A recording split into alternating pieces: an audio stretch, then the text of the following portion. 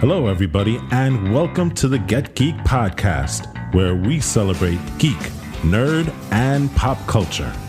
Each week, we deliver the best analysis for fans, by fans, on anything related to movies, TV, video games, comics, anime, and manga. We talk geek. And now, here's the Get Geek podcast.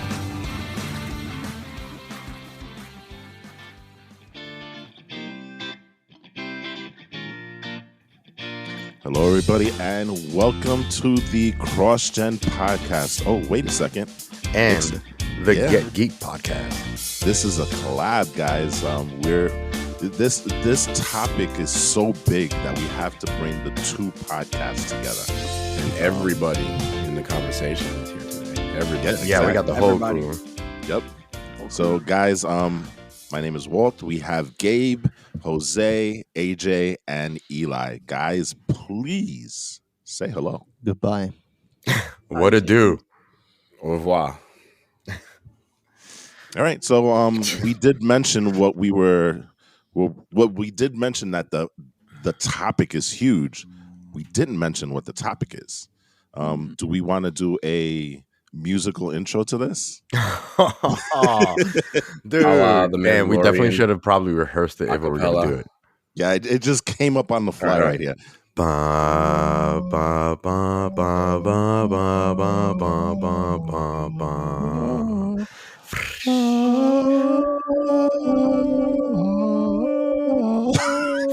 Y'all are so off.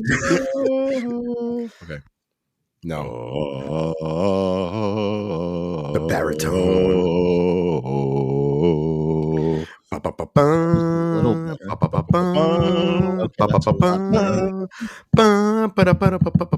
Anyway, That was bad. We tried.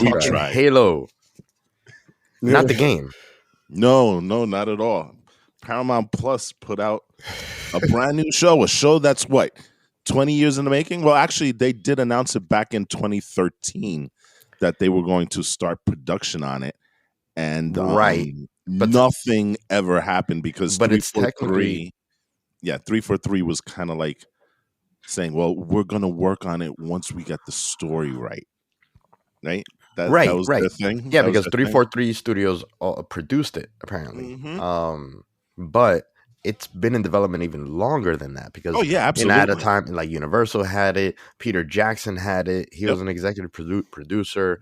The guy from District 9 had it. Yeah, Neil Blomkamp, he had it. I think that he really kind of did it well. Did you guys ever see his shorts? Absolutely. I think he was pissed off that he didn't get to do it, right? Well, the reason District 9 so much work on it. The reason District 9 came about is because they canceled his Halo project. So he had all these materials and the settings and all of that, and he was like, well, what am I going to do with this? Yeah. You know? Yeah. And he turned it into a great movie. I love District 9. So I would have loved to have seen that. I saw that short. It was really cool, really gritty, really like realistic, kind of like parts of District 9, but like I love the levity and the silliness in District 9 also, and I think that would have played well in Halo. But we got this. Yes. So we got to talk about this. We got this. So how are we going to talk about this? Are we going to do like a round table? Are we going to take turns? I need to prepare how I'm going to talk about Halo because I think, if anybody that's listening has been paying attention to anything online, this first episode has created a lot of division. I see and definitely feel. I haven't looked at the social media yet, but I was going to say the format of this podcast should be like social media comment boards. We should just scream our opinions at each other for about an hour. Lord. No, Absolutely not. Yeah. No. Oh man, maybe we should just like kind of do what we sort of always do and talk about it in terms of characters and like cinematography and action and setting and all that stuff. Well, let's have do like a quick. Let's do like a quick so that we can get right into the review. I say that we should go around the table and just go yay or nay on the first episode. Each person, and then go just a yay or nay. Just a yay or nay. Just a yay or nay, and then we're going to the top. Is there anything in between? That's the conversation. That's the conversation. Is that a yana maybe? Meh. Meh. Meh is the perfect yay or nay. Like in between yay or nay, right? Okay. If you think about it. Okay, that works. Jose? Meh. Walt? Meh. Eli? No. AJ? Nay. It's nay. Nay. No. AJ? Yeah, meh. It's yay. Me? What? Nay. A very, very deep nay. I know Absolutely your nay. nay is super deep. We're talking about Me and Eli might out of all the episodes we've ever done, we might be in whole agreement for the first time ever. I think so too. we're talking the trench of nays when it comes to Gabe, from what you and I have been talking about lately. So, but we'll get into that later. Okay. So, Yeah, I'll let you guys. Yeah, you know yeah, what? Go ahead and get started while I gather my thoughts. Because when I start, it's gonna be. I'm gonna empty the clip. Well, we didn't get a yay. 45 minutes later, right? We didn't get We a got yay. we got a meh. We got a meh. Well, that's the same as meh, right? Or was it Yes. meh? Is that That's a little bit more than a that's meh. cheating a little That's bit. meh. That's meh. That's like a meh plus. That's. I can Right? tell that he's an Yeah. independent voter. You added your own, grade to that one, but I guess we'll allow it. He's doing either a meh plus or a yay minus, right? Yeah. If we're going academic terms. Wow. I'll start with this. I love Pablo Schreiber. I do. So do I. And that hasn't really changed here. Even in spite of any other meh, because my opinion is meh, in spite of any other opinions that I have about the show or the storyline as heavily as they've changed it from the games, right? Because I'm not like the purist that some of y'all are in terms of Halo. I haven't played 5 and I haven't played Reach. So I've played as far as 3. And I don't remember a lot of the storyline, if I'm being honest. It's been a long time since I played the games, but I can already tell there's some huge changes in the storyline, which, I mean, there's some things that I really, really enjoyed about it, which is why it's a meh for me. I guess like maybe can we like say if there's anything we enjoyed about it real quick, unless the deep nay has nothing that you enjoyed about it. Should we drop the spoiler curtain? Yeah, we should. Well, I mean, yeah, we definitely should. Just yeah. Just to let everybody know that hey, we're going to be spoilerific from this point on. Spoilers. So, yes, so be prepared. Spoilers. Yeah. Oilers. This and of all spoilers, this episode was the biggest spoiler in the history of all video game adaptations of anything ever. So proceed. I think I know where you're going. Technically, it's Yes, sir. not, but How? AJ, it's been 20 years. technically, it's not. If you're talking about what I think you're talking about, technically, it's not a spoiler. We are.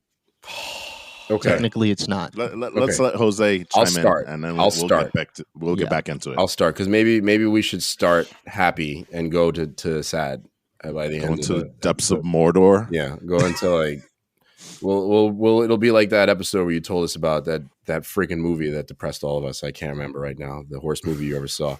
Postal, I think it was. Yes, that was bad. Let's start with the happy. I thought the action scenes were good. I thought some of the action scenes were good. I'm cautiously happy about the fact that they decided to make the show like a little violent and like have there be some consequences to getting shot by laser beams and like being sliced by like energy blades and all that. I'm talking about like early in the episode when they show those characters who are, I guess they're establishing as the side characters. I can't recall her name, so that's kind of why it was meh, right? Quan, yeah. Quan Ha, right? Quan Ha, so, who's like the main other non-Master Chief character, it seems. When they slaughtered that whole village, essentially people were exploding from laser blasts and all of that. That was kind of cool. That was very like District 9. That's kind of what I liked about the silliness of District 9 when I talked about that. It's like Gears of War-ish. It's like a video game a little bit. But the action scenes I thought were cool. Like when all of the Spartans showed up and started kicking butt and kicking ass on, all the Covenant. Like I thought that was really cool. Like they found a way to take Master Chief in the games who, like if you take Master Chief's movement and his action in the games and turn that into something cinematic, it would be clunky and weird. But they made him, fluid and skilled. They made them all like excellent hand-to-hand combat fighters, and there was some cool parts where they like disarmed the Covenant. I mean, in the games, right? Like, you know, it's just a consequence of it being a video game, right? That's just the way that he moves. And like, I like the way that they made him. He's still a tank, like he's supposed to be in the games, but they also move in a way that allows them to, you know, take out all these aliens that are shooting at them. So that was cool. I like the moments where they like paid those really on the nose homages to the game, like the sound of the charging of the shields, the first person moments that they had just like a couple of times, which makes sense in the context of the story. So it wasn't like kind of too weird and too on the nose, I guess. That's like one of the things, or a couple of things that I liked about it. What about y'all? Is there anything that y'all liked about it that isn't some of the things that I named, or is that all that's good about the show? And we're just going to murder it from here on out. I guess I'll jump in. I kind of echo some of the stuff that you talked about in terms of, you know, the things that I liked about the show. The first episode, I liked those little, like you said, homages to the game. There was one particular point that I nearly fell out of my chair because there was an elite that did like that little, you know, sidestep that you see kind of in the game. You know, I thought that was pretty neat when they sidestepped the grenades or something like that. Yeah. It was just like, oh, that's directly from the game. You know what I'm saying? Yeah. So I like that they did that. You heard the you know, the shield regenerating and stuff like that. So they had those little bits and pieces. Yeah, exactly. Mm-hmm. All these little things that kind of brought you into the video game. I don't agree with the violence a little bit because I think the violence, that's not something that Halo is known for, you know, and it's a little over the top in my opinion, the way that they did it. They were a little too gratuitous and a little too, then they lingered too much on the fact that they were gratuitous, trying to kind of let you know that this is not your Master Chief, right? This is not the Master Chief. It's definitely not. So for me, it felt a little more, it felt like Game of Thrones. It felt like Gears of War, and that's not what Halo is. So exactly. I wasn't too crazy about that. But hey, it is what it is. It's a choice that, you know, the filmmakers, the showrunners wanted to make, whatever. The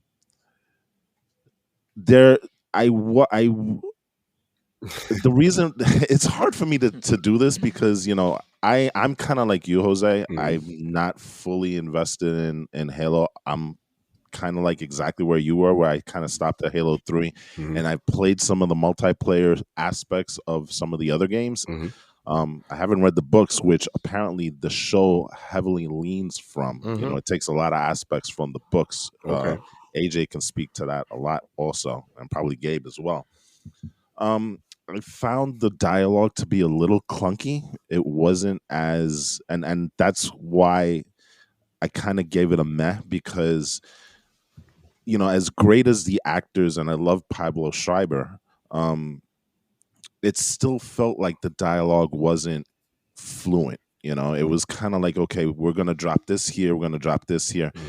I didn't have the fluidity that you normally have with some of the better shows, you know, that we've seen, kind of like The Expanse, kind of like even The Mandalorian, you know, that those shows have dialogue that flow very easily. It's you actually feel that the characters know what they're talking about. And in this one, it's kind of like, well, we have to reference this, so let's put this in there, regardless of whether it flows with the dialogue, right? We have to talk about this, let's put that in there. You know, it has to flow with I think that's going to end up speaking to I think one of the biggest flaws that the show already kind of has with its audience. So that was a little bit of some of the things that I had gripes with. I didn't have as much of a big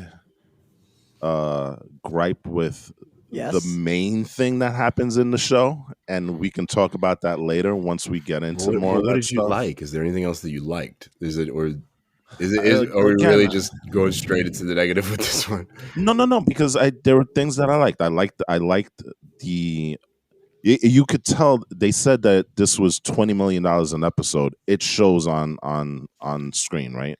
I Yeah, thought What? it. the CGI was a little off though. Yeah. Like The Yeah, but CGI looked like like YouTube. it looks cool and it looks like expensive, but it doesn't look real. I was a little Well, Definitely yeah, doesn't that- look that like is $20 true. million worth of That CGI. is Yeah. true. I will grant you that. That is true. But it didn't look as bad as it could have been. The You know aliens what I'm look saying? decent though. This it's like the environments and space look weird and the ships look weird, but the aliens don't look Right. that bad. I felt Yeah. like And I think that's what that's more important for me, that you make sure that the aliens don't look like they're taken straight from the video game and dropped into the show. They did put some effort into making the elite look like the elite. Now you can have an issue with the changes that they made to the elite. I know AJ had some, but overall I thought it was okay. I think the positive that I would say is that I think that they've taken, it's not a straight adaptation of the video game, which I think would have been a horrible decision to do. I think it is a good way to introduce Master Chief and the Halo universe to the masses. I think the underlying culture of Halo fans are not going to like it because they do different things with the character. But I think it's an interesting start, and I'm going to give it a chance, much the same way that I gave Boba Fett a chance. I think I want to see a little bit more to what they do with the show before I kind of, you know, um, assassinate it from behind, We all kind of know. like the way they do in Halo multiplayer. So that's my thoughts on that. AJ, you were you may. Do you have any positives, or do I have the only like possibly other things that I Well, liked about it? I don't agree with the Well, okay. Mm. So Halos 1, 2, and 3, they were not really gratuitous with violence. 4, 5, and maybe, no, I wouldn't say infinite, but 4, hmm you start to see a little bit more of the, hey, let's use a knife to take out an elite, and it'll be nice and cool. hmm So there is some gratuitousness when it comes to it, but not like Heads seeing. exploding, arms cut off. Yeah. Well, I mean, it depends. Nah, no, you know what? Never mind. You never really see that in the games. But I like that. I like that change though, because it gives you. It shows that it's not like, oh, we're just gonna go pew pew pew and they're done. Yeah, I mean, war is ugly, and they got to reflect that. Exactly. Maybe the exploding heads are a bit much, but like you can't really expect anything different from like the energy swords. Like it's gonna do some damage, right? Like those things kill you in one shot in Of the course. game. So like maybe like certain things are a little bit overrepresented in terms of violence. Oh my god. Yeah. The plasma pistol Yeah. got the Magnum treatment. The plasma pistol is not supposed to be that strong where it can completely take an elite's head off. Maybe the developers Absolutely will not. buff it down, will nerf it a little bit. That was Yeah. crazy to episode. see. I mean, it's not supposed to do any actual like flesh damage. It's meant to like bring down the shields, and that's it. Yeah, for the most You know part. what I mean? So like exploding a head is very out of anyway. 343 apparently, they I don't want to say that they know what they're doing, but it is their property. So All right. Yeah.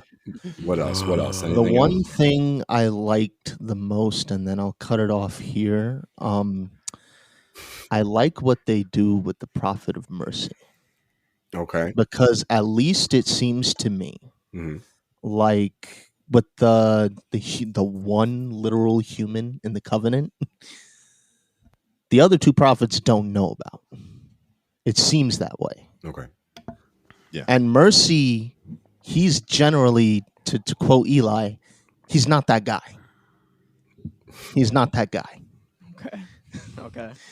Like Mercy is, at least as far as past portrayals and like the books and like even the games, he's very pro truth. He's kind of like Truth's lapdog in a sense.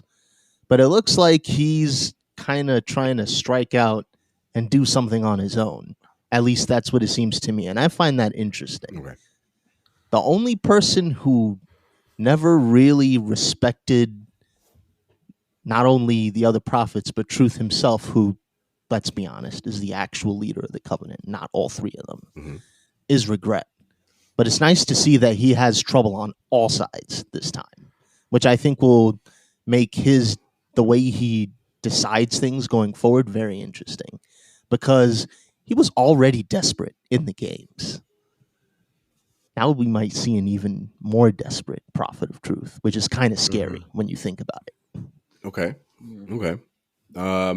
Does anyone else have any other positives, or shall I name my last positives, and then we'll get into the mez and the negatives?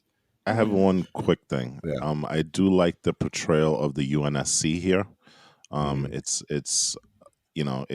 it seems at least that it is more real world than usual. You know, I like the fact that there is some sort of politics in here, and that they paint out the UNSC, which makes sense. You know, it's a big universe, right?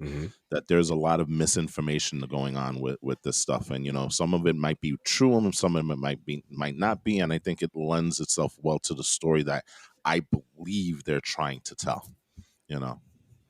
Okay. So that's interesting for me. Okay. I mean, yeah. I didn't really see any. I don't want to echo anybody, but I'm just gonna say, like, the violence is probably one of the only positives in this episode. But yeah, I'm gonna just leave it at that. You want bloody mess? Yeah, that's it. Gabe, any positives for you? I'm trying to think very, very hard on this. I don't think that there are any. I don't want to say that there's no positives. Is the end credits the positive? Yeah, just give us one.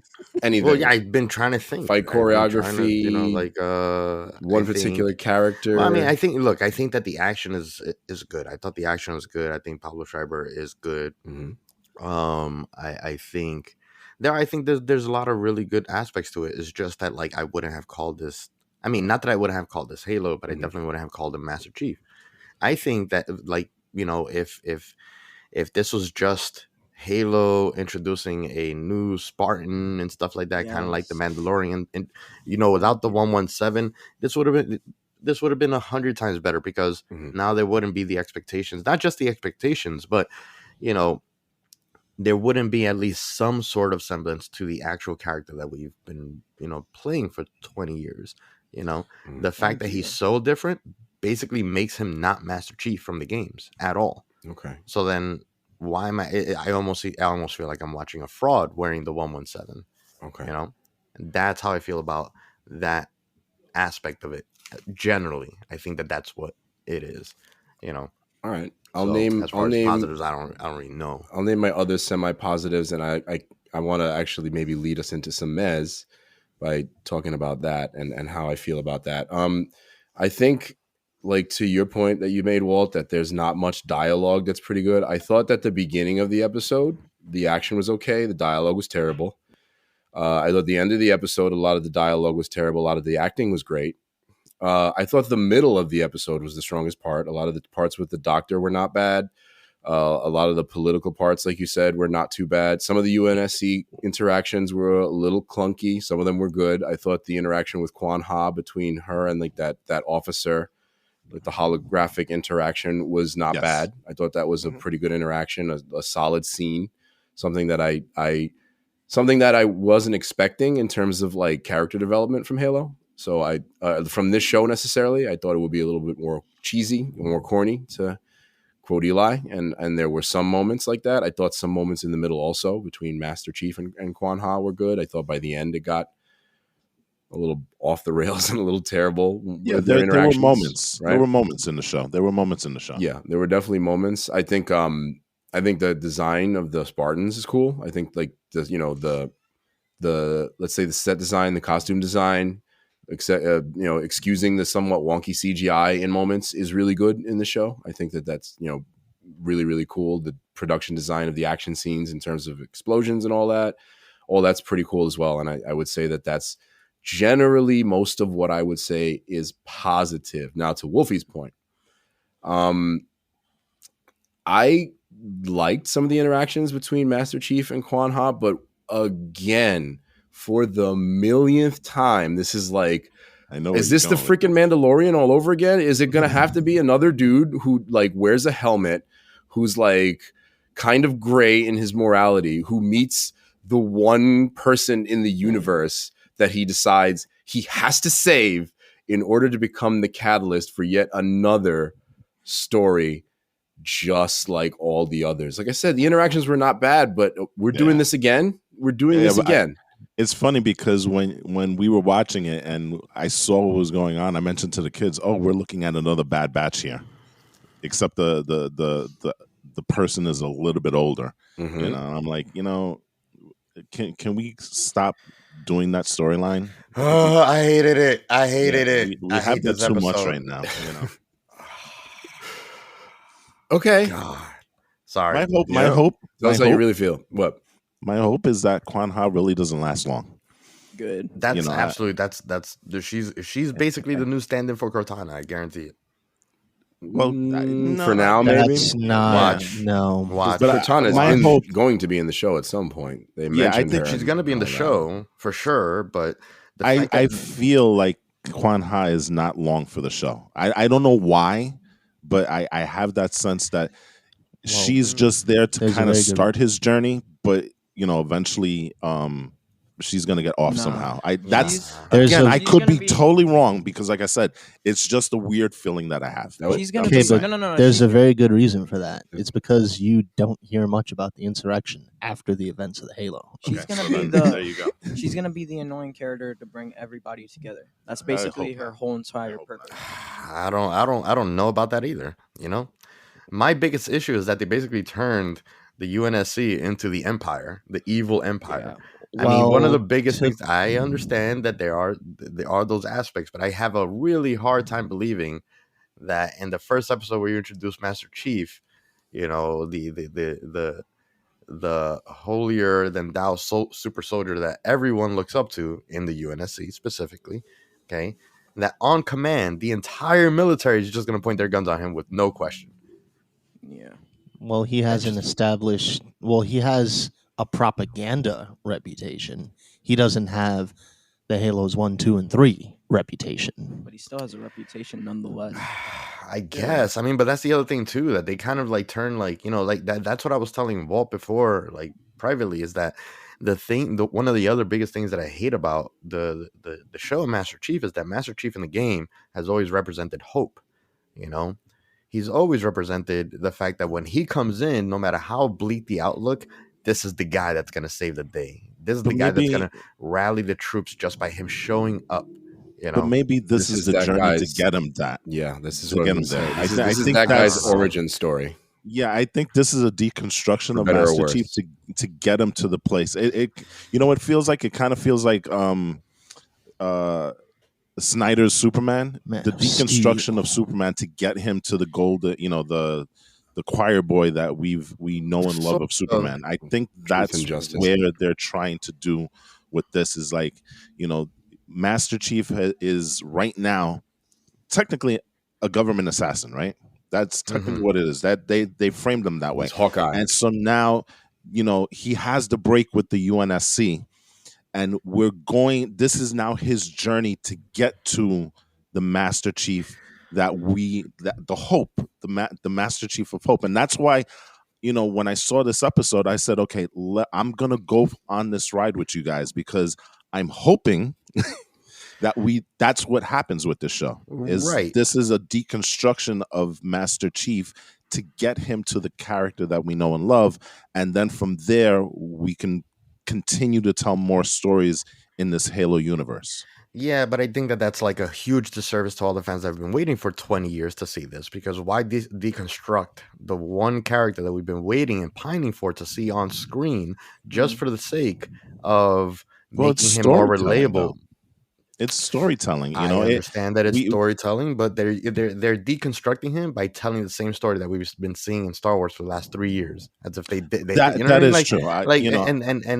And I understand that it's storytelling, but it's storytelling in a new medium for Halo, right? In Superman, the main reason they deconstructed Superman is because we've seen Superman in film so many times, the exact same way that, for example, um, Spider-Man, the latest iteration of Spider-Man, his lore was kind of deconstructed because we've Mhm. already seen his, origin story so often already. Halo, this is the very first time that we see him on film. Why would you not give the fans what they fell in love Because with in the and I first think place? I was having a conversation with my nephew about this yesterday, and I think the problem that we're having here is that we're looking at Halo strictly from a fan's perspective, and you know what, the studio has a larger view here, because you know what, you are now trying. Fans already know who Master Chief is. Fans already know Mm-hmm. his story. Fans are Mm-hmm. they're looking to expand beyond that. And so in my view, that's why there's so much backlash in terms of the fans. But if you look at the overall picture, a lot of people are like, "Oh, this is interesting," Well, because you are now, as iconic as Halo and Master Chief is, it's iconic only to the video game community. I mean, it does bleed into sure, some other okay. things. So now this is Paramount Pluses, this is 343s, this is Microsoft's Mm-hmm. attempt to kind of extend past that and say, listen, people who don't know Halo, there's a lot of buzz about this. Watch our show, because we're going to show you Master Chief and we're going to show you his progression. If you already have Master Chief as where the fans already know him to be, the general public will be like, well, how did he get there? You know what I'm saying? This is kind of like their attempt to say, you know what? Maybe This not. was Master Chief. We're going to get to that place, but there's a journey that we need to take to get there. And Maybe not, for the though. non-fan, maybe this is their way of introducing Master Chief to get to that culturally iconic place. Right, but the You know? problem that I have with that is that you're doing it at with what's the term that I want to use, at the expense of the fans, because sure, I understand that you want to widen the community, but then if you destroy the character that the fans, you know, fell in love with, then you're doing a disservice to the fans themselves, because you wouldn't have a show without the fans. It's the exact same thing that happened with Boba Fett. The exact same thing. Well, Boba Fett, I think I still to this day think they didn't know what to do with Boba Fett as a character. I think with Boba Fett there was this rush to, you know what, please the fans and say we're bringing him back from the dead. We just don't know what story to tell for him, and I think Right. that was the problem What they with should Boba have Fett. done with Boba Fett was just do the Mandalorian and not create Din Djarin, right? Right. But that's a perfect example where you kind of cater toward the fans and not know what to do with the character. So the fans got what they wanted in Boba Fett, but what did you do with him? Nothing. No. See, right? that's the thing. I think we should get, and I So want to that's ask where AJ. I do want to ask AJ about this because AJ is the I think he's like he has more Halo lore than I do. But this is what I'm trying to say. You know what I mean? Like if the Mandalorian was really Boba Fett and not Din Djarin, and everyone right. fell in love with it, then you can tell the story. That you could tell the Boba Fett story and keep him cool, never show his face, No, all I that agree with stuff, that. which I is agree all with that. Boba Fett lore, and still pull in people that don't know anything about Star Wars. They could have done the same thing with Halo. Give me the Master Chief that I grew up playing, but then give me a story that still pulls everyone else in. That's my issue, and they didn't. Yeah. AJ. Okay. Oh, sorry. No. AJ, please go ahead, because we need to hear his perspective, because I think he is, out of all of us here, the superb Halo expert. Yeah, see, here's the thing, though. I actually trend towards what Walt is saying. And the only reason why is that, no, you see, here's the thing. If this was a canonical story, then they are 9 kinds of wrong. Yeah. But this is not. This is a completely fresh start and a arguably completely different Master Chief we're looking at. Yeah, it definitely If is. this were the Master Chief we really know, then I would be outraged. But the fact that they're trying to at least widen their viewership, I can understand it.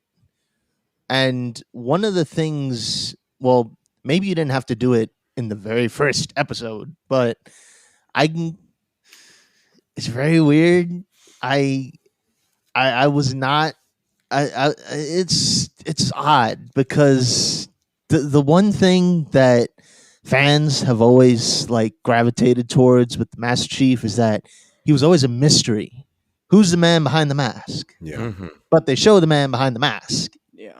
I'm surprised they did it in the first episode. Yeah. And Me too. it's funny because I told the kids that this was going to happen, and literally, like, what, 5 minutes afterwards, boop, the helmet comes off. I was surprised and too. yeah, I thought this was going to happen later on during the series. But see, I think that they're trying to make Master Chief easier to connect with. Yes. But They're he trying to was always- humanize him.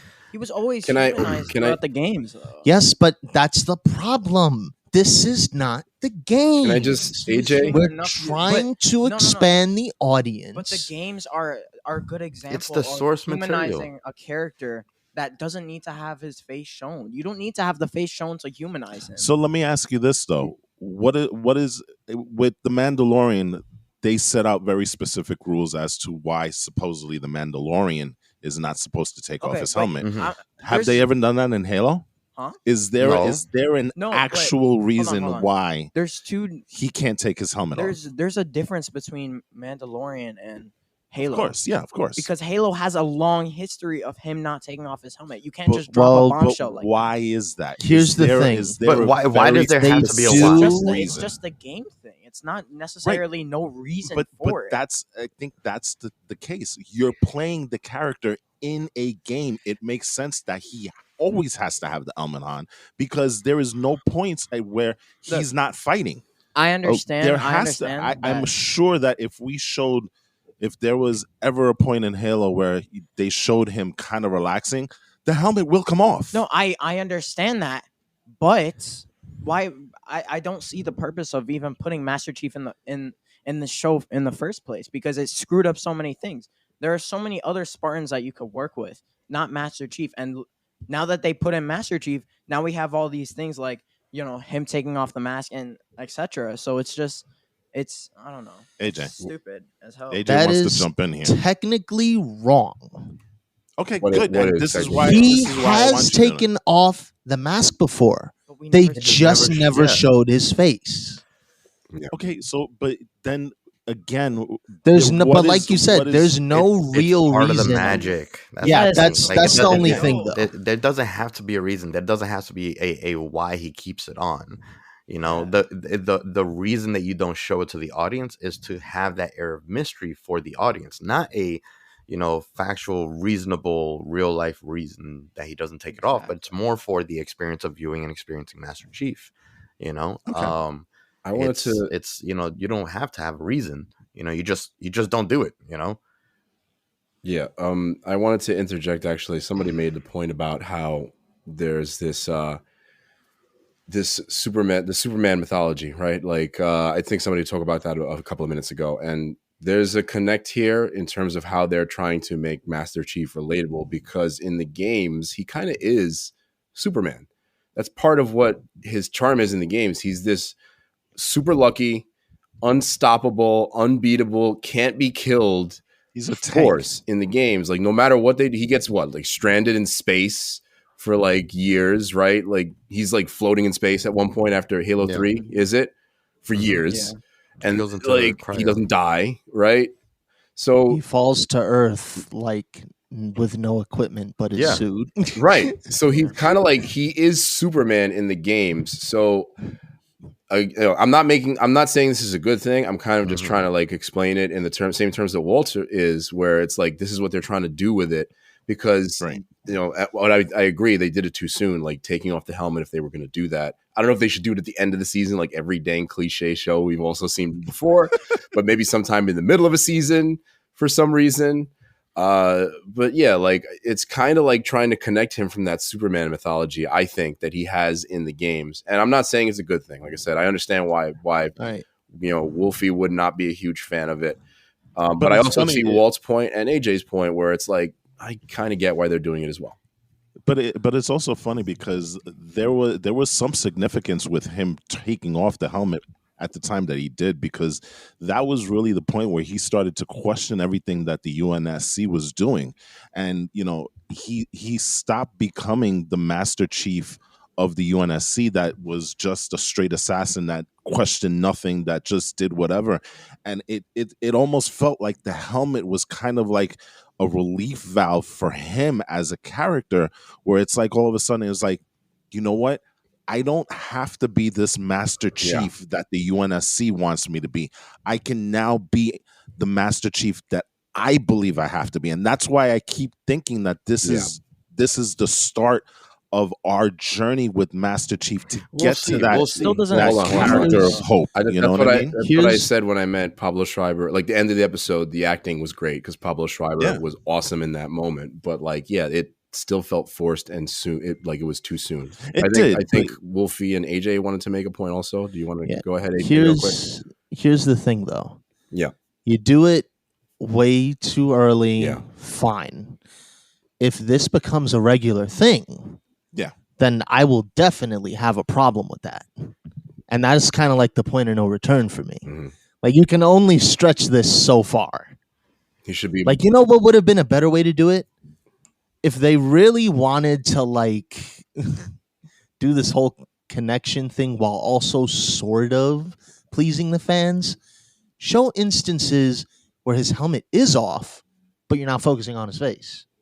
Yeah. That's how they Like, did it have in the it games. cut- That's yeah, how they did it in the exactly. games. That's how they did it Do in that. in the intro for the show. But it doesn't matter anymore because they've already completely destroyed the mystique of it. You Yeah. know? Exactly. I think That if would they have been- It's just. I don't care what reason why he needed to take off the mask for the plot and for the story of the show. It still doesn't excuse them though. Can I say one more thing about I got super Mass Effect vibes also from when he touched that artifact. Well, they did reference Mass Effect, like literally. Did they?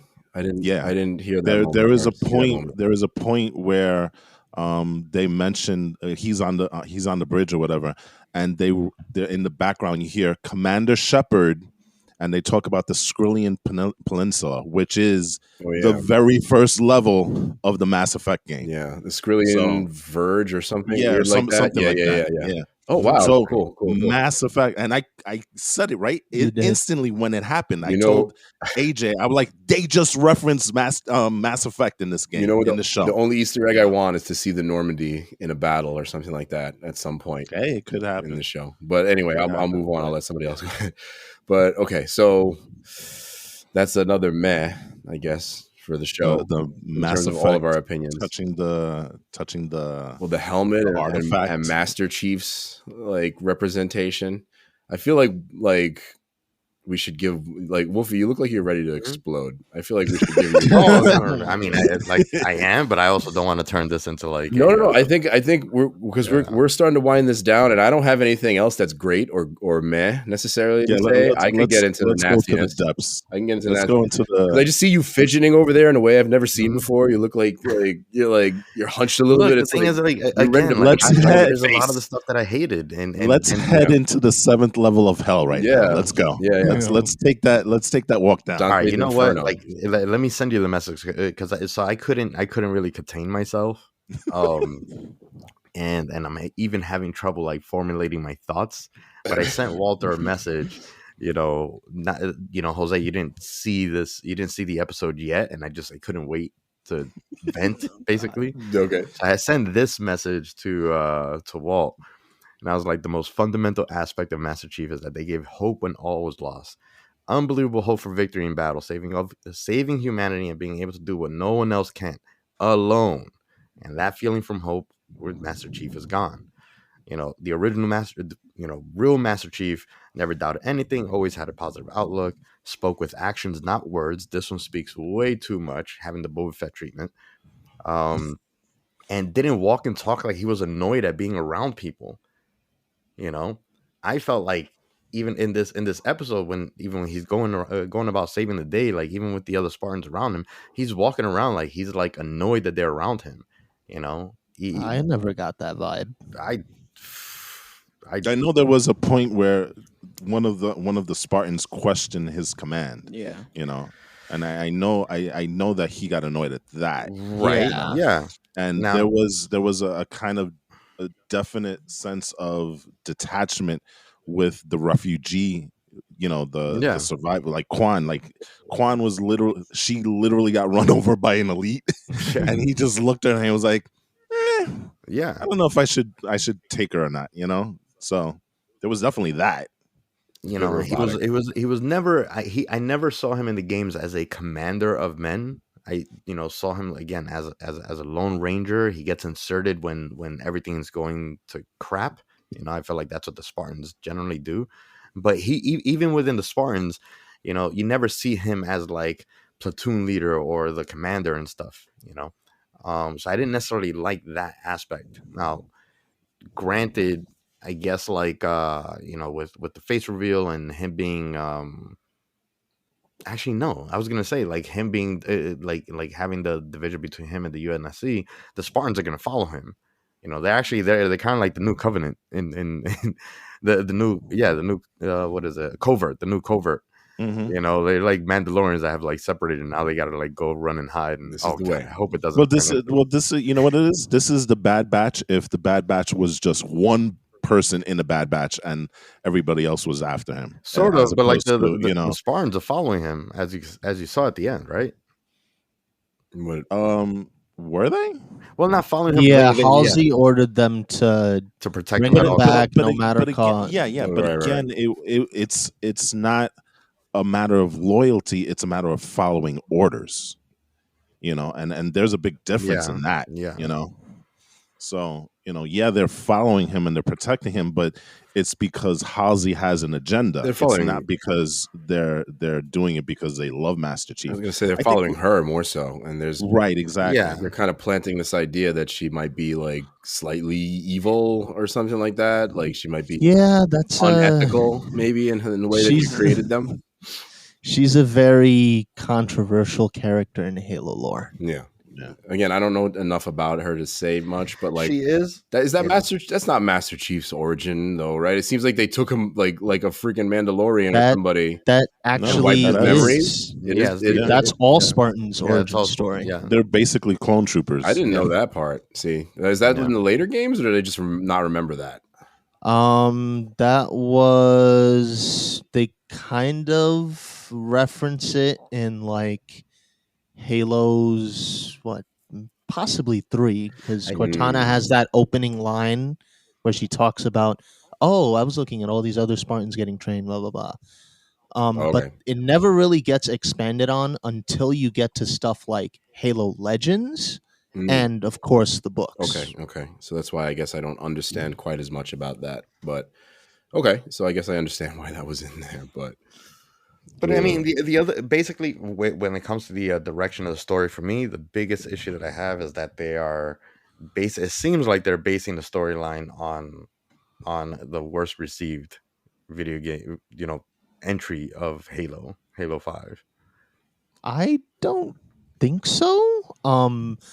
If anything, not exactly inspired by it. I feel the whole like like Master Chief is running and then Spartans got to go save him. Okay, and there's like that was that game almost brought down the entire franchise. Yeah, it did.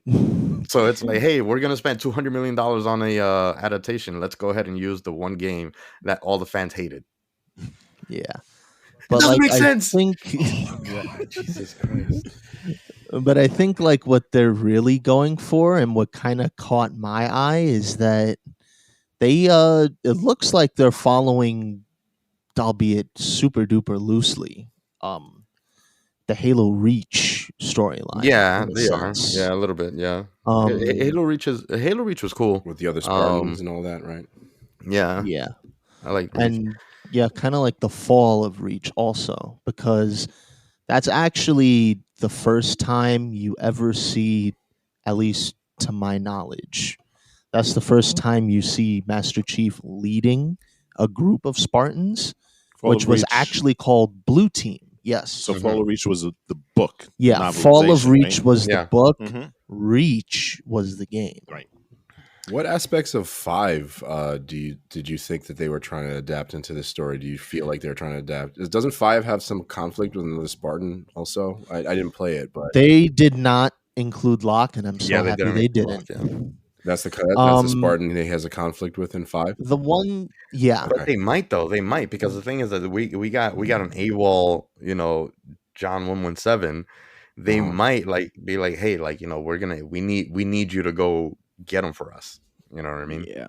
yeah, So but I think they might introduce Locke and be like, hey man, the Spartan crew, they're not doing the job. We need you to go over there and take command. I really think hope they the don't do that. only reason why they won't do that is because, at least supposedly at this time, it was really hard to make Spartans without Catherine Halsey. By the time you get to Halo 4, it's clearly very easy. Yeah.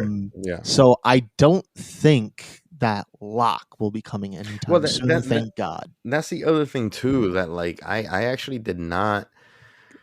If this is supposed to be the origin of the Spartans, I actually did not necessarily like that there's already a platoon of Spartans. I think it would have been cool if it was just Master Chief and he's this experimental Spartan and stuff like that before there's a whole team of Spartans. It's supposed to not be easy to But create Spartans. No. He wasn't the only one, though. No, I Yeah. know that he wasn't. I just think that they should have shown him as just himself. The only issue that I might have with that is that if you create Spartans afterwards, you're technically saying that they should be superior to the original one. And that's not supposed to be the case. You know what I'm saying? Master Chief is supposed to be, the singular Spartan, so to speak, and these other Spartans are kind of faking it until they make it, They had that Halsey clone, right? One of the Spartans. Yeah, like I was gonna ask about that. I was like, what is that? Is that a thing in Halo? Cloning? Yes. So, So yeah. it's actually interesting. In Halo Legends, there's an animated short where, again, they're going into like the Spartan program. And one of the things Halsey, who I believe is working at Oni, who is actually the very shadowy, unethical organization that kind of works with or is within the UNSC. Mhm. What they did was they kidnapped these children from like a very young age and they put clones in their place. So that way no one would even know they were gone. That's super shady, man. Yeah. Yeah. It is. Christ. But wait, why do that? Why not just like use the clones for their evil purposes instead of replacing them with the real I think kid? I think they prefer homegrown. So that kind of leans into the whole UNSC is kind of shady. Yeah, thing, but and- see, and, here's you the know, thing. It kind of works. It's more in Legends, Yeah. like what y'all are saying, less in the games, right? More in Legends. Yeah. Mhm. Well, yeah, the UNSC has always been kind of shady because we're going to go to the books again. There's a whole conflict between the insurrectionists and the UNSC, Mhm. where basically it follows a very similar thing to the Expanse. We want these worlds to be ours because we're the ones that colonize them. Mhm. No, you have to ship these resources back to us. What are you doing? We're actually going to fight you for it. Hey AJ, to your And point, that's really the whole insurrectionist Yeah. bit. that they did kind of feel like belters, right? The insurrectionists in this from the Especially when you see the trailer for the second episode, Yeah, he there's a- literally said that. I was screaming Beltalowda the Beltalowda. entire time. You know, Beltalowda, Wolfie, you still got to see that show, buddy. Trust. Yeah. If you want to see some But- good sci-fi to help you feel better about this. Yeah, But I know. Anyways. It's just, let me ask you two questions that I have. Mhm. How did you feel about Miranda Keys and the revelation that her mom is Hawley? And That- second, we really need to talk about the human in the Covenant. I think that's something that we're kind of missing, and that's something that I think a lot of people were super upset about when they heard about it the first time. Okay. You know. So I'm sorry I'm kind of taking up the thing here, but I no, kind of just have to. you're our Halo expert. resident expert. Yeah. Genius. I think that whole thing with Halsey being Keys' mom was a little bit too far. Because, like, Way too far. technically, Yeah, that came out of nowhere, right? yeah, It's like that was just kind unnecessary. of I am your father, Luke. That's not in the canon at all, right? As you know of, that you know of. No. Okay. That is obviously for some dramatic shock value. Is that something you kind of Yeah. hated about it? That was that. I did not. That did not sit well with me. Okay. That's I kind of need like to see shrinking where. the universe, right? Yeah, I need to see where they Yeah. do with it. I know what they're probably gonna do with it, but right now, I'm not gonna give that the same benefit of the doubt as I did with the mask because that was much. So where do you think this is going? Because I have no idea, to be honest. Well, we could probably save that for the end. Okay. Yeah. So, but and then the other thing, human in the covenant. Yes. This is there was this one time I was taking Eli through a crash course on the Yeah. prophet of truth. I'm going to tell you why it doesn't work. So, like, the whole thing with the covenant, obviously they have their religion called the Great Journey, right? Is basically everyone gets to go to heaven when they activate the halo rings and let its cleansing fire spread across the galaxy. Everyone becomes gods. Here's the thing, though. This is again drawing from the books. Truth, before he became the prophet of truth, was working with the prophet of mercy before he became the prophet of mercy. Mhm. And then, of course, he was also with the prophet of regret before he became the prophet of regret. You know the dreadnought in the middle of High Charity? Mm-hmm. That's where they get most of their Forerunner intel Yeah, from. yeah. Okay. When they saw, well, first of all, there was a monitor inside that dreadnought. And when they activated it, because they have their own translation of the Forerunner language, it becomes very awkward when the one thing in their alphabet called reclamation is actually translated to reclaimer. What does that mean? Mm-hmm. That kind of means that you know that everyone goes to heaven thing we sold you on? That doesn't exist. Because technically only one race gets to go to heaven. And that's the kind of thing that would shatter the covenant. Now, So it's add on to the propaganda again. fact, add on to the fact that humans turn out to be the ones that can activate Forerunner tech. The prophets are obviously going to be like, genocide. Yeah. And so they're going to try to limit human interactions as much as possible so that this secret doesn't get out. So let me ask you this then, because what you just said is kind of very interesting, and I can kind of see why they chose to have a human in the covenant. And it kind of goes to where we're watching a show called Vikings, right? And there's a character in that who is a Catholic priest, Athelstan, right? And the main character of the show is Ragnar Lothbrok. He's the leader of the Vikings, and the Vikings obviously do not believe in the Christian, faith, right? But Ragnar recognizes that in order for him to understand his enemy, getting into and raiding into England, he chooses to keep Athelstan with him instead of killing him, which is what normally they would do, because he knows that he has valuable information that will help him. I look at this now, especially with the way you mentioned that. What's that guy? The prophet of mercy. He's kind of looking at this human as saying, you know what?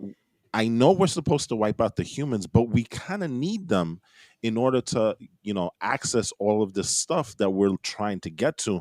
And at the same time, I can learn from the enemy in this way. So it kind of makes sense story-wise now that you mention it that way, that there's a reason why that one person is there, and another reason why that prophet is trying to hide her from everybody, because he's gaining truth, and it would kind of make sense that he would probably want to use that truth not only to help do what needs to be done, but kind of bolster his standing within the prophet hierarchy, right? In a Yeah, sense. and that's why I think what they're doing with Mercy is interesting because he's normally not that guy. Right. So it kind of makes sense a little bit now having that human, but does that still But make the it right? only thing, that's the thing though. If someone finds out, that's big trouble for them. And sure, they're not above assassinating their own. They do it all the time. But like, that's a very, very risky click. But it is an interesting dynamic to throw into the covenant. I would imagine, right? I mean, what do you Yeah. guys think? I don't know. The only thing too is that like they only showed such a small part of the covenant that like it's hard for me to extrapolate what will happen in the entire moving forward with just this one scene, because truth be told, like truth can see through Mercy's Yeah, he probably could. he probably could, and then just like take over right from there, and this, that, and third, and Mercy may never have the chance to actually show that he is that guy, you know what I mean? But like we don't know, we haven't seen enough at all yet, so it's only been one episode, so it's hard for me to see exactly where the story is going and the potential of the story. I just don't like where it started.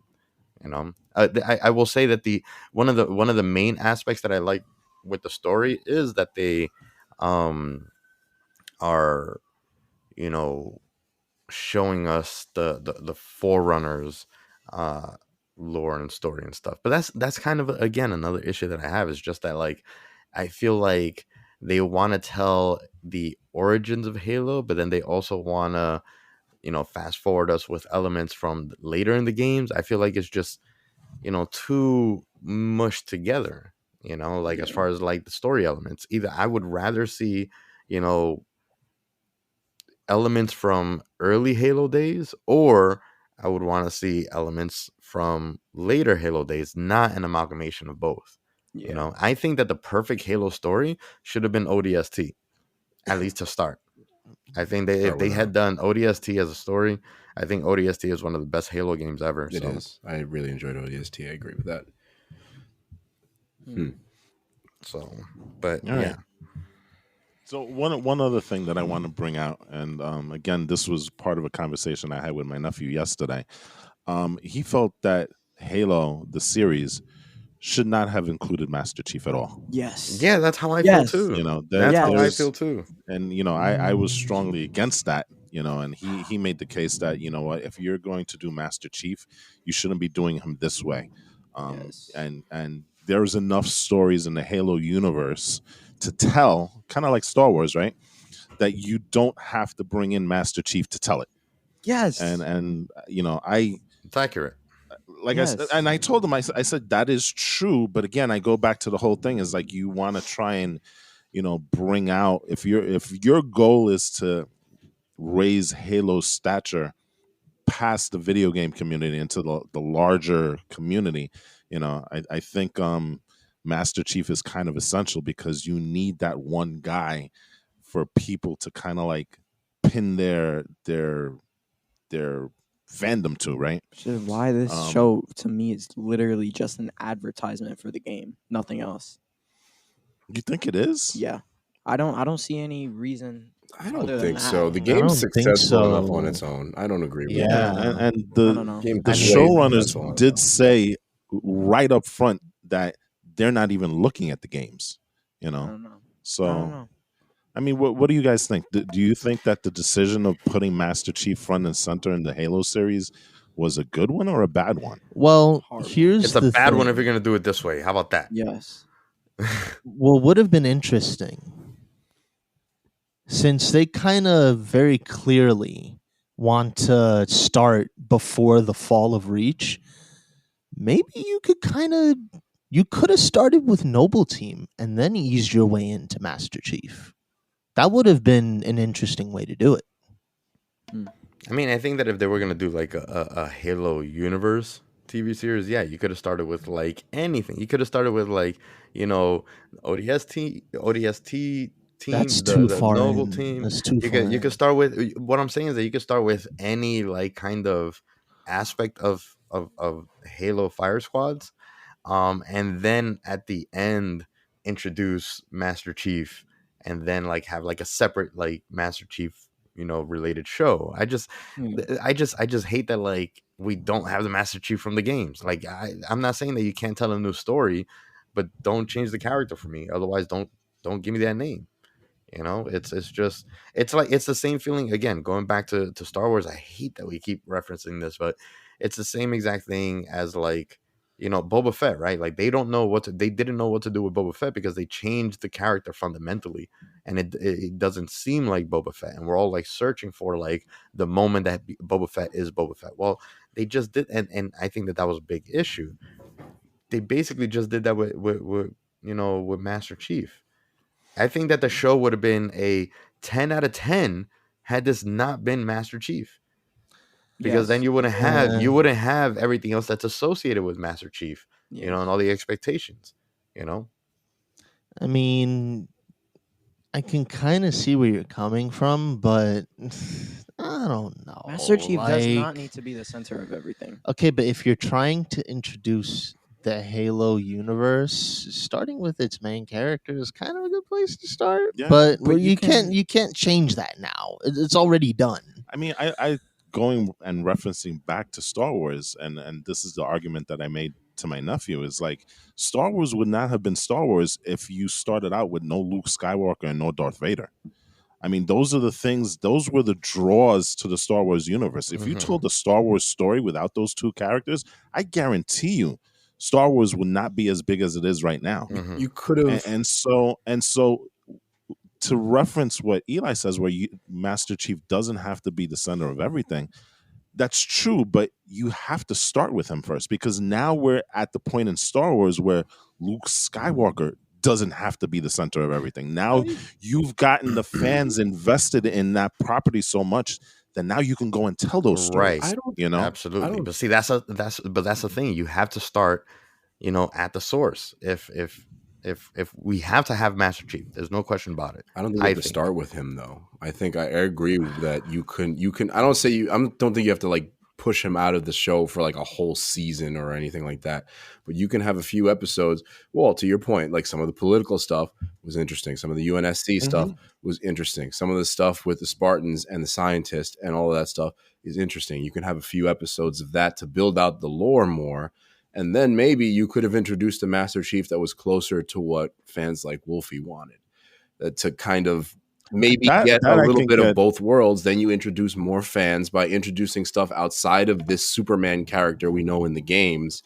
And then you introduce a Superman as a central but not main character. Because Halo's the main character kind of the games, right? Master Chief is, but like the Halo always makes its appearance. You can build so much around like it's all Master Chief. But you could have even had a couple of episodes of creating a little more of that Halo lore instead of just that one hint that we get in the first episode. But see, Wolfie just hit it on the head. Right? It's all about Master Chief, right? You wouldn't play the video game if it wasn't about Master Chief. So why would you do a series without Master Chief if it's all about Master Chief? But a few episodes without the character wouldn't be acceptable to kind of build a world. No, that is. How did that work out for Boba Fett? No, but yeah, Boba Fett, there's that. Boba Fett's the difference with Boba Fett is that we started focusing on him and then we left him. But if you don't start with Master Chief and you focus on somebody else, then you bring Master Chief in, I think it works a little different storytelling wise. I think it could be done better in that instance. Not that Boba Fett couldn't have been done better as well. We did lose him a little bit too long on those episodes. There could have been an effective way to do that, sure. But I think it's more effective when you do it that way. You build up to the Superman, right? Like, because how cool would it be to have a reveal of him after, like, say, 4 episodes? There's this massive battle. You have this feeling that it's hopeless, and then your character, who's all about hope, shows up in the most dire moment that these new characters that we're getting to know are experiencing and saves the day. But wouldn't you feel like it would be cool? But wouldn't you feel like you would lose the non-fans very quickly if you don't introduce that superhuman guy that the show is built Well, on. Wolfie and AJ And can again, speak to that like I said, best, right? So for the fans, that works. We can handle right. that. So I'm looking at the bigger picture. let Wolfie and the AJ, non-fans, the biggest fans, tell us what they think of maybe introducing Master Chief a few episodes in rather than right away. Well, I think that could have worked. Like, if you had spent more time with the insurrectionists just absolutely getting crushed by the invading Covenant forces. One survivor out of Then- 150, they said, I think. Ugh. It's very specific, but I'm Yeah. pretty much sure I remember that. yeah. Ugh. Yeah. And it'll also be kind of cool because it's also like you can also kind of make it kind of horror-y too. Like, oh my god, I gotta hide from these. That's another thing. The Covenant went overkill with destroying that base. Normally they send in like some grunt infantry and like jackals. No, they went full elite squads. That was like the most overkill thing I'd ever Maybe seen. they thought the silly grunts wouldn't translate well with their banter. Although the elites have fun banter too, but the maybe it's the voices. But yeah, like, do you think that would work? Kind of spending like that more time with the insurrectionists or anybody else, or is that a complete non-starter for you, AJ? Or I'm sorry, no, AJ, are you done? Do you want to do Wolfie? Do you want to? Yeah, I'll leave it there. Yeah, I mean, look, my thing is that like it's not a matter of like could it work. It's a matter of when would it work, right? Like I don't think that like it would work right now because it's the first entry to the series, and now to you know, speaking to the point of like what's going to draw the people from outside in, it's not the fact that it's not the story doesn't drive, you know, fans away in any way in the sense that like the video game story, right? It's not like the video game story only works for people that play video games, right? The story is going to still work because it's still a good story. The thing that takes people out of that space are people that are just not gamers. So the whole idea is to get people that are not gamers to fall in love with the story. Why wouldn't you tell a story that we've already fallen in love with? And that's my biggest issue. This to be honest with you, this show, this first episode could have been the first episode to season 2 or season 3, where we have the conflict between, you know, Master Chief and the UNSC. But first set that up for us. You know what I mean? Because the only people, as a matter of fact, look, for example, you guys only played the first 3 games, which are the most important games in the entire series, right? You guys don't really know anything about the insurrection and all this other stuff because it's only from the books. Okay. You know, I don't think that was necessarily the right approach, you know, personally, just because it's you know, if you don't know anything about the game, like, or if you don't know anything about the game or you don't know anything about the books, first time that you watch Halo, you're getting all these terms and all these things happening that you're not going to learn about unless they give you super heavy exposition on background later on to explain some of this stuff, or you go play the video games and read the books, you know. And I think that like, you know, starting at this point, I don't think it was the best decision. Marvel does adaptations all the time, and they're never straight adaptations. I mean, you look at Civil War.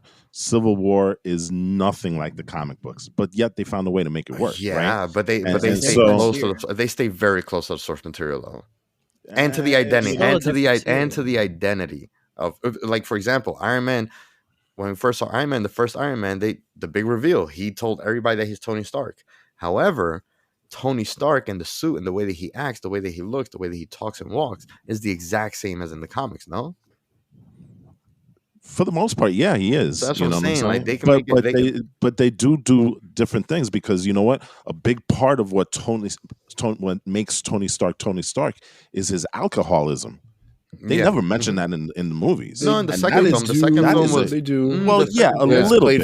It's played for laughs. It's not really played for laughs in the comics. That is something that's core to Tony Stark. We never see it in the show in the movies. I mean, it's hinted at, but again, I agree with never. I agree with the alcoholism isn't his identity either. The alcoholism is a problem that he has as a character. It drives a lot of his stories, but it's not his. You know? It's not what makes him Tony Stark. It's kryptonite, you know. Yeah, it's his weakness, right? That's the only real, besides his maybe his hubris, but I would say that's his biggest weakness. And Yeah. But you can't. they'd only but you touched can't upon go it, like saying Wolfie just said. because you can't go saying just because it's different from the source material that it's gonna be good. Because yeah, sure, Marvel did it right, but they're not doing it right here.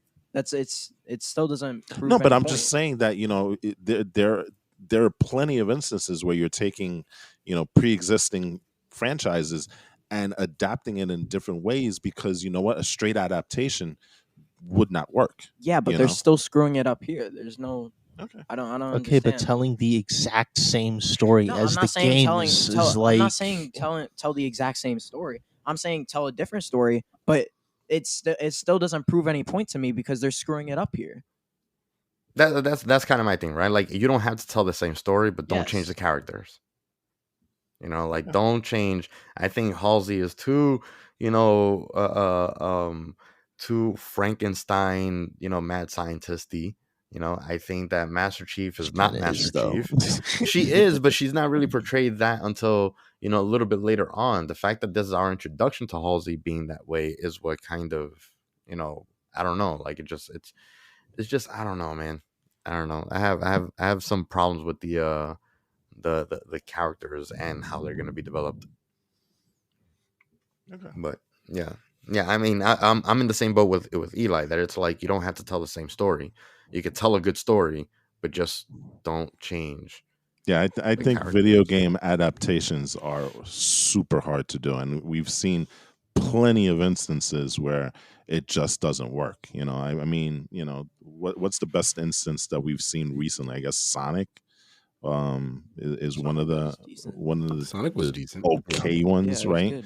But generally, video game adaptations are usually Oh, Mortal trash. Kombat! Oh my god! Yeah, Don't even bring that I up. think I it's think- because I they think- try to stray too far away from the source material. Every single video game adaptation is too far from the source material, which is why they don't do well. I mean, Sonic And- isn't and- from the source material, though. There's no human At all. world in Sonic the Hedgehog. Like, it depends. I think it really depends. It depends on what the source material is like, because some video game adaptations just don't translate well to certain mediums, Yeah. Mhm. right? And that's the thing, I think. And I think that's what they're trying to do with Halo, maybe, to kind of sum things up. That's what they're trying to do. They're trying to adapt it to this television medium, and we're all kind of in disagreement as to how well they did that and what aspects that they changed were effective and what weren't, kind of, is what it seems to be. And that seems to be what's divisive, like you said at the jump, Wolfie. That's like the divisive element. It's like fans not liking the changes that they made to expand it. Yeah. Yeah, I agree. All right. I guess we should wind this conversation down here. I think we did pretty well not devolving into an angry shouting match about how terrible Halo was. I really wanted to empty the clip, but I don't want to turn this into a. Are you okay? One last thing. Is there any chance for you, Wolfie and Eli, that this series turns around for you guys?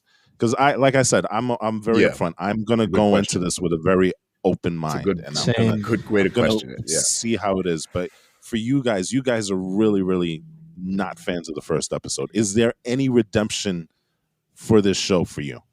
It's tough for me because the I can deal with everything on the show, with the exception of the character. I love Master Chief from the games so much that I can't reconcile.